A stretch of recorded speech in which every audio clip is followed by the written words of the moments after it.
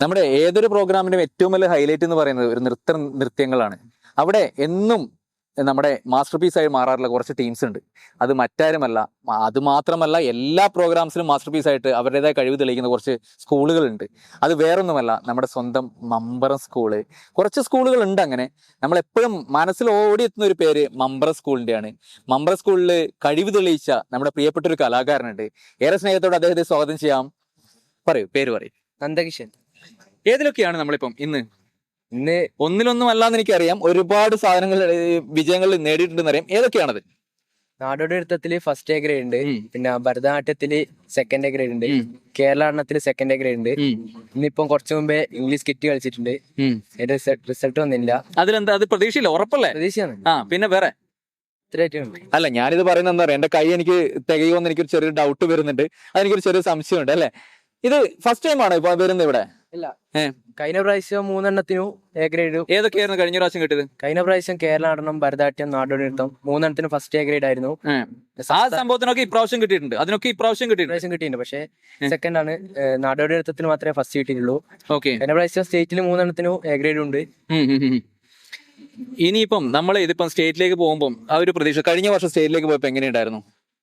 നല്ലൊരു അനുഭവമായിരുന്നു. 3 A grade കിട്ടിയിട്ടുണ്ട്. കഴിഞ്ഞ സ്റ്റേറ്റിലും എ ഗ്രേഡ് കിട്ടിയിട്ടുണ്ടായിരുന്നു. ഓക്കെ. ഈ വർഷം അത് പ്രതീക്ഷിക്കുന്നുണ്ടോ? ഈ വർഷം സ്റ്റേറ്റിൽ എ ഗ്രേഡ് മാത്രം ഒതുക്കാൻ നിൽക്കുന്നുണ്ടോ? എ ഗ്രേഡ് തന്നെ. എ ഗ്രേഡ് എന്ന് വെച്ചാൽ തന്നെ വലിയ കാര്യമാണ്. ശരിക്കും ഈ കഴിവുകളൊക്കെ എവിടുന്നാണ് കിട്ടിയത്? ഇത്രയും നല്ല മനോഹരമായ കഴിവുകൾ കിട്ടി, ഇത്രയും നല്ല രീതിയിൽ പെർഫോം ചെയ്തു. ഇതിന്റെ ബാക്കിൽ ആരെങ്കിലും ഒരു ബാക്ക് സപ്പോർട്ട് ഉണ്ടാവുമല്ലോ. ഒന്നെങ്കിൽ ഒരു അധ്യാപകൻ ഉണ്ടാവും, അല്ലെങ്കിൽ ഒരു പാരന്റ്സ് ഉണ്ടാവും, ആരെങ്കിലും ഉണ്ടാവും. ആരാണത് ശരിക്കും? എല്ലാരും നല്ല സപ്പോർട്ടാണ്. ഒന്നാമത് എന്റെ അമ്മ, അച്ഛൻ, പിന്നെ പഠിപ്പിക്കുന്ന മാഷ്, എല്ലാരും നല്ല സപ്പോർട്ടാണ്. അമ്മ എന്ന് പറയുമ്പോൾ നല്ല കഷ്ടപ്പെട്ടിട്ട് പഠിപ്പിക്കുന്നതാണ്. കാരണം വീട്ടിൽ ഒരുപാട് ലോണെല്ലാം ഉണ്ട്. അപ്പോൾ എന്റെ കലയോടുള്ള ഒരു ഇഷ്ടം കൊണ്ട് മാത്രം പഠിപ്പിക്കുന്നതാണ്. പിന്നെ അവസാന വർഷമാണ്, +2 ആണ്. ആ ഒരു ഇതിൽ പഠിപ്പിക്കുന്നതാണ്. അച്ഛൻ എന്ന് പറയുമ്പോൾ വലിയ നാടക സംവിധായകനാണ്. ദേശീയതലത്തില് 2-3 പ്രാവശ്യം മികച്ച സംവിധാനമുള്ള അവാർഡ് കിട്ടിയിട്ടുണ്ട്. അങ്ങനെ തന്നെ അമ്മയും നല്ലോണം പാട്ട് പാടും. നല്ല സപ്പോർട്ടാണ് രണ്ടാളും.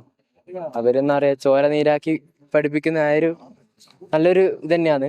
എനക്ക് വേണ്ടി ജീവിക്കുന്ന പോലെയാണ് എനിക്ക് തോന്നാറ്. അങ്ങനെയാണ്. ഈ ഒരു കഴിവ് ശരിക്കും വീട്ടിൽ വേറെ ആർക്ക് കിട്ടിയിട്ടുണ്ട്? ഈ കഴിവ് എന്ന് പറയുമ്പോൾ എൻ്റെ അനിയത്തി ഡാൻസ് ചെയ്യും. പിന്നെ ഓള് മെയിനായിട്ട് നാടകം, അഭിനയം നല്ലോണം ചെയ്യും. നാടകത്തിന് ഇപ്പോ സ്റ്റേജ് കയറിക്കൊണ്ടിരിക്കുന്നതാണ്. നിങ്ങൾ ഒന്നിച്ച് ഏതെങ്കിലും ഒരു വേദിയിൽ, അല്ലെങ്കിൽ ഒരു നാട്ടിലൊരു ക്ലബിന്റെയോ എന്തെങ്കിലും വേദികൾ നിങ്ങൾ ഒന്നിച്ച് പങ്കിട്ടിട്ടുണ്ടോ?